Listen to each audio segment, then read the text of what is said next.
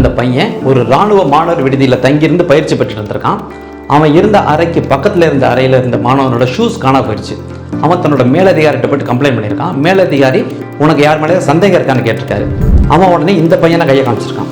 இந்த பையனை கூட்டு போய் என்ன ஏதுனே விசாரிக்காம அவனை தண்டிச்சிட்டாரு. இவன் அமைதியாக வந்துட்டான். இந்த சம்பவம் வந்து ஒரு 10-15 நாளைக்கு அப்புறம் அந்த மாணவன் போயிட்டு என்னோட ஷூஸ் கிடச்சிருச்சு, ஆனால் இவன் எடுக்கலை அப்படின்னு சொல்லியிருக்கான். உடனே இந்த மேலதிகாரி உண்மையிலே வருத்தப்பட்டு இவனை கூப்பிட்டு அன்னைக்கு ஏன் நீ எடுக்கலன்னு சொல்லலை அப்படின்னு கேட்டிருக்காரு. அதுக்கு இவன் சொல்லியிருக்கான், நான் உள்ள நுழைஞ்சவொடனே நீ எடுத்தியா அப்படின்னு என்ன கேட்டிருந்தீங்க அப்படின்னா நான் எடுக்கலன்னு சொல்லியிருப்பேன். ஆனால் நீங்கள் அடிக்கும் போது நான் எடுக்கலை அப்படின்னு சொல்லியிருந்தேன்னா உங்களோட அடிக்கு பயந்துக்கிட்டு நான் அப்படி சொன்ன மாதிரி ஆயிருக்கோம். எந்த ஒரு அச்சுறுத்தலுக்கும் பயந்து நான் ஒரு விஷயத்தை ஒத்துக்கிட்டதான் என்னோட வரலாறுல இடம்பெறக்கூடாது அப்படிங்கிறதுக்காக நான் அப்படி இருந்தேன் அப்படின்னு சொன்ன உடனே மேலதிகாரி இவனோட மனோதிடத்தை வியந்து பார்த்துருக்காரு. அந்த பையன் தான் பிற்காலத்தில் உலகத்தை ஜெயிக்கிறதுக்கு தயாரான மாவீரன் நெப்போலியன் ஆவார். அதே மாதிரி ஒரு சில இடங்கள்ல உங்களை விளக்கம் கூட கேட்காம நீங்க தான் தப்பு செஞ்சீங்க அப்படிங்கிற ஒரு முடிவுக்கு வந்துடுவாங்க.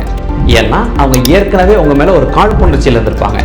இந்த சந்தர்ப்பத்தை அவங்களுக்கு சாதகமாக அவங்க பயன்படுத்தியிருப்பாங்க.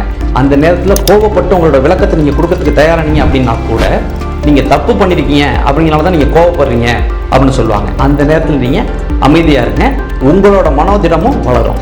அதே நேரத்தில் தீர்ப்பு வழங்குற இடத்துல நீங்கள் இருந்தீங்க அப்படின்னா குற்றம் சாட்டப்பட்டவரோட விளக்கத்தை கேட்டு அதுக்கப்புறமா முடிவெடுங்க.